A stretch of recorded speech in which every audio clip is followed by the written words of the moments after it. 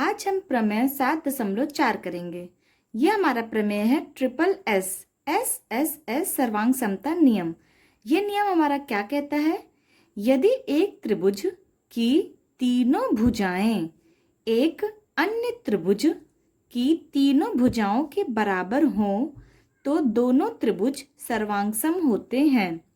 ये इसकी डेफिनेशन है और इसे हम उदाहरण से समझते हैं। हमने ये दो त्रिभुज लिए। इस त्रिभुज का नाम हमने रखा ए बी सी और इस त्रिभुज का नाम हमने रखा पी क्यू आर। ये दो त्रिभुज हमने ले लिए। इस त्रिभुज का मान लीजिए ये भुजा हमारी 6 सेंटीमीटर है, तो पी क्यू भुजा भी हमारी 6 सेंटीमीटर होगी। यहाँ से अगर ये भुजा हमारी 3 सेंटीमीटर है, ये भुजा 3 सेंटीमीटर हो गई। बी सी हमारी हो गई 5 सेंटीमीटर, यहाँ से क्यू आर हमारा हो गया 5 सेंटीमीटर। तब आप देखिए जो हमारा ए बी है वो पी क्यू के बराबर है, ए सी है वो पी आर के बराबर है और बी सी है वो क्यू आर के बराबर है। ये इसके बराबर है, ये इसके बराबर है और ये इसके बराबर है। तब जाके ये त्रिभुज इस त्रिभुज के ऊपर आराम से कोलैप्स कर जाएगी। यानी अगर इसे हम काटते हैं और इसके ऊपर रख देंगे तो ये डिट्टो इसके ऊपर इसको छाप लेगा।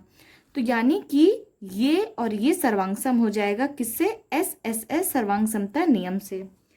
हम इसको ऐसे लिख सकते हैं, अगर हम ए बी ले रहे हैं, ए बी हमारा है त्रिभुज ए बी सी, यहाँ से शुरू कर रहे हैं तो यहाँ से शुरू करेंगे पी क्यू आर और त्रिभुज पी क्यू आर में इन दोनों त्रिभुजों में हमने देखा हमारा ए बी, ए से शुरू कर रहे हैं तो ए बी, तो पी क्यू ये बराबर है पी क्यू के जो कि 6 सेंटीमीटर है।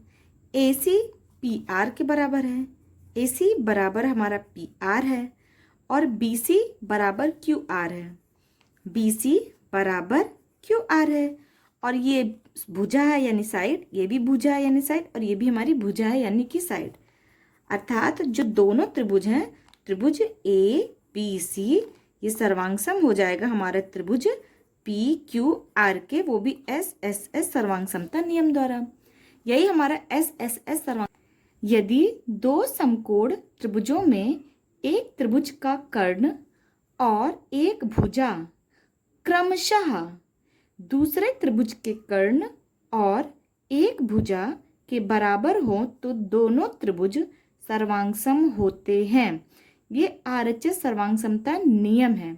ये नियम हमारा कहता है, इसे हम उदाहरण से समझते हैं। हमने कह रहा है आरएचएस सर्वांग समता यानी यदि दो समकोण त्रिभुज, यहाँ समकोण त्रिभुज की बात हो रही है, यहाँ पे समकोण त्रिभुज की बात हो रही है, तो हमने दो समकोण त्रिभुज बनाते हैं।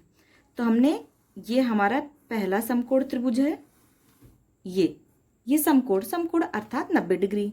ये हमने दूसरा भी त्रिभुज इसी प्रकार लिया समकोण यानी कि 90 डिग्री। इस त्रिभुज का नाम हमने रखा A B C. A B C, B पे हमारा समकोण है यानी कि 90 डिग्री है। दूसरा हमने लिया डी, ये ई और ये एफ, और ई पे हमारा समकोण है यानी कि 90 डिग्री है। सबसे पहले आर एच एस, जो हमारा आर एच एस है इसे समझते हैं। हमारा है आर एच एस। आर का मतलब होता है राइट एंगल, इंग्लिश में होता है राइट एंगल यानी समकोण अर्थात 90 डिग्री। आर जहाँ भी आए यानी कि 90 डिग्री। एच अर्थात हाइपोटेन्यूज, एच अर्थात हाइपोटेन्यूज हिंदी में कर्ण। एच मतलब हमारा हो गया कर्ण। और जो एस है, एस का मतलब होता है भुजा, इंग्लिश में साइड कहते हैं। इंग्लिश में क्या कहेंगे इसे? साइड कहते हैं। आर 90 डिग्री, एच यानी कर्ण हाइपोटेन्यूज और एस यानी कि साइड भुजा। अब यहाँ पे जो ये हमने दोनों त्रिभुज लिए थे समकोण, बी पर हमारा क्या है 90 डिग्री और यहाँ ई पे हमारा 90 डिग्री है। कह रहे दो समकोण त्रिभुज में अगर एक त्रिभुज इस त्रिभुज का कर्ण यानी कि AC और एक भुजा चाहे BC हो और चाहे AB हो, इन दोनों में कोई भी भुजा ये दूसरे त्रिभुज के क्रमशः क्या रहा है, क्रमशः मतलब ये AC है, ये DF के बराबर होगा।